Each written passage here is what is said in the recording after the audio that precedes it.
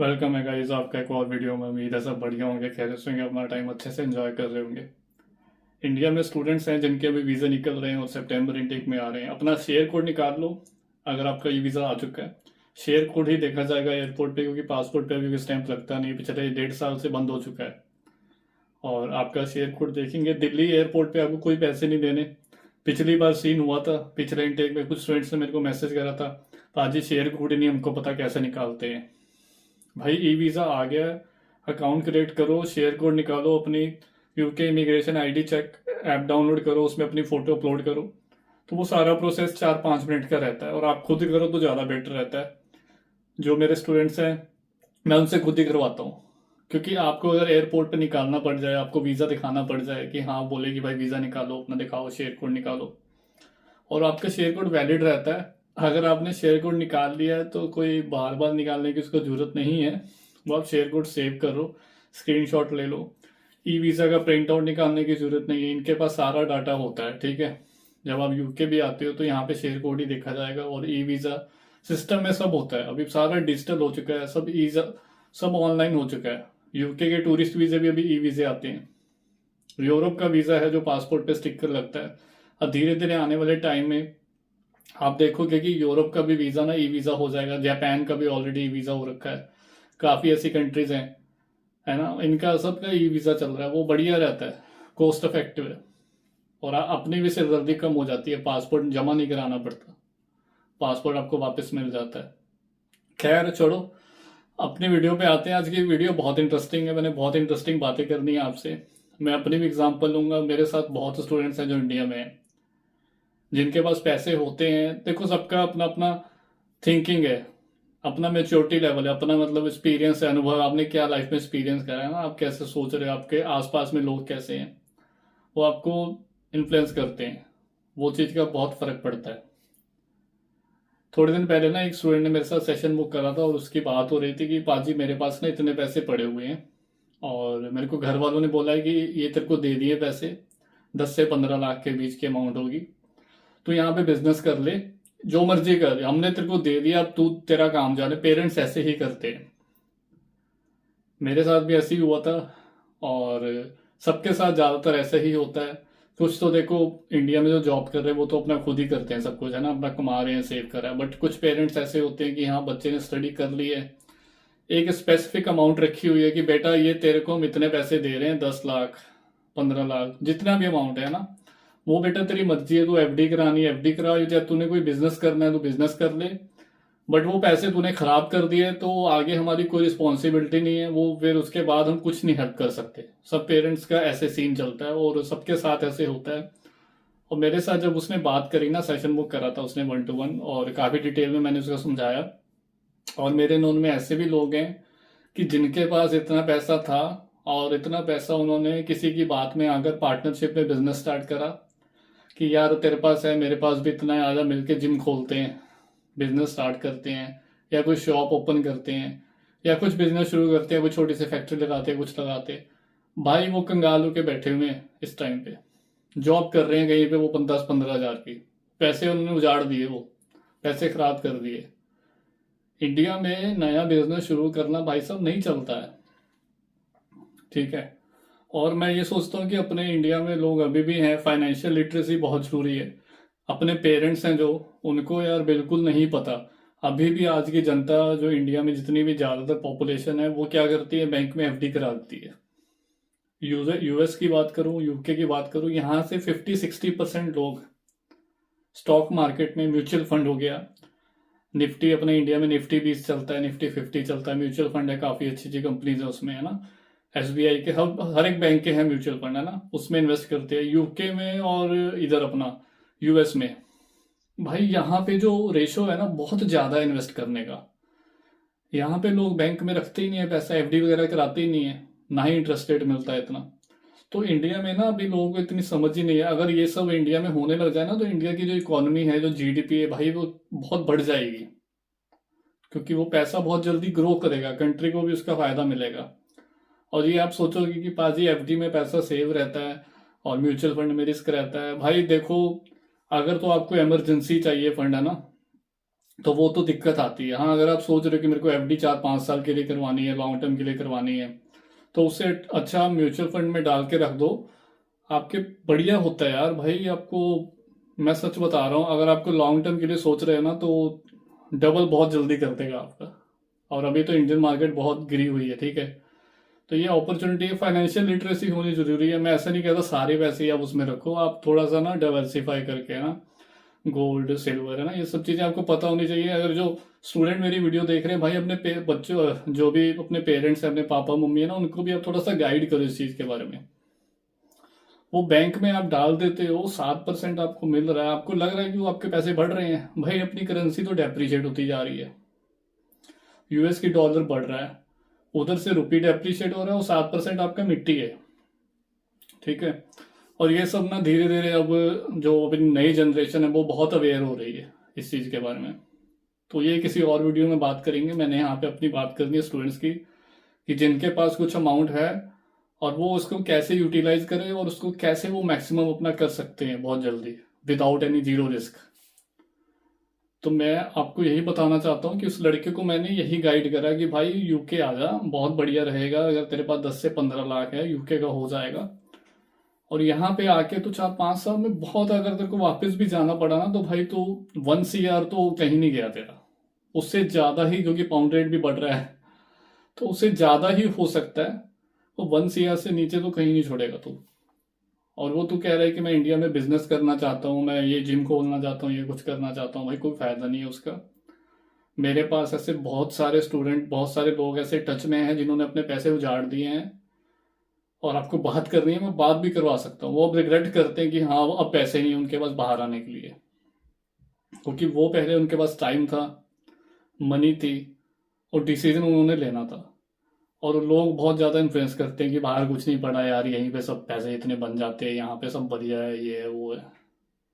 लोगों की बातों में नहीं आना आपने।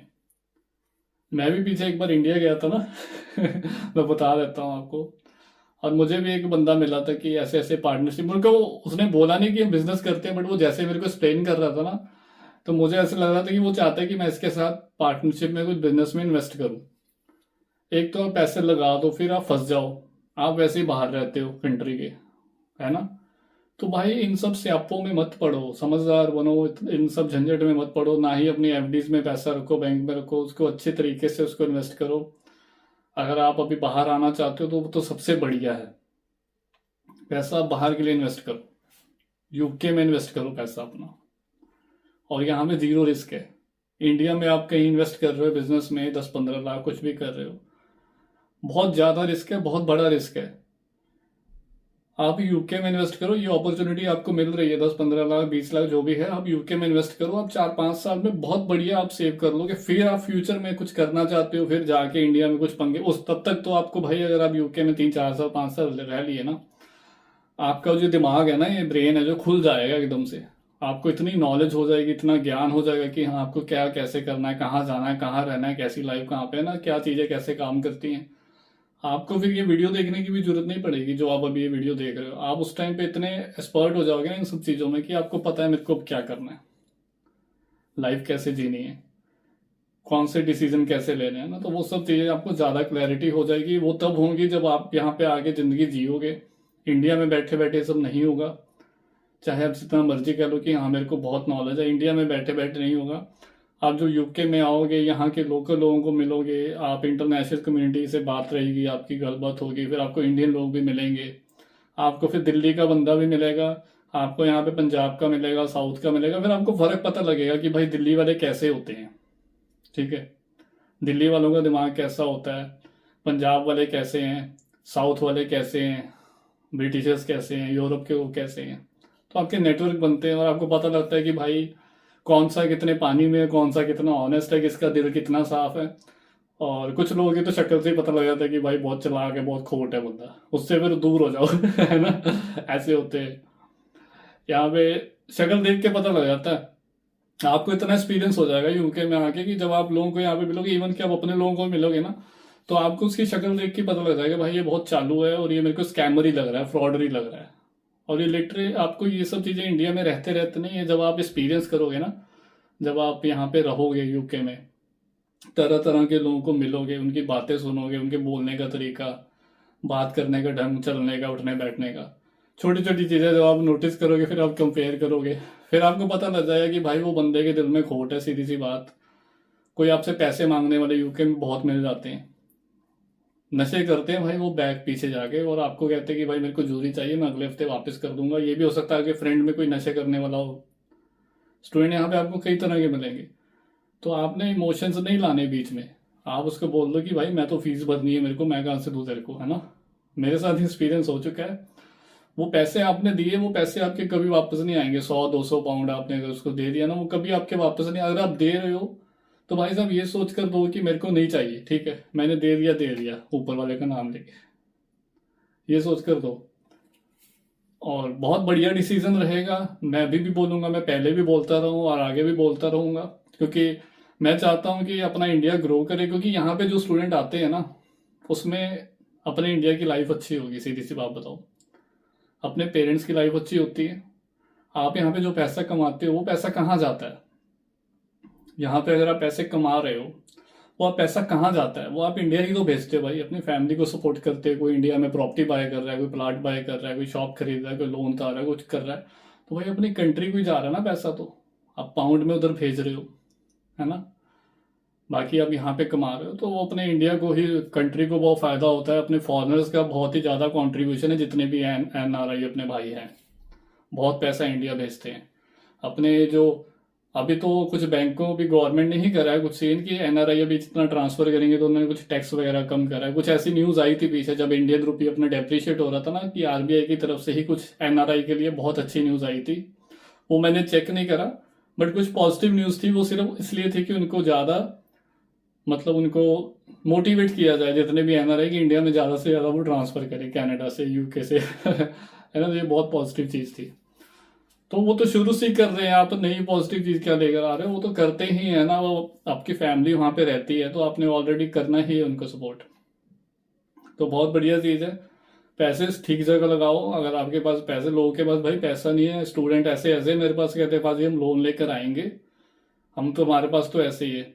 अगर आपके पास भगवान ने आपको दिया है, आपके पास है 10-15 लाख 20 लाख, उसको सही जगह सही तरीके से इन्वेस्ट कर लो। क्योंकि मैं जानता हूँ ऐसे जिन्होंने अपने पैसे खराब कर लिए।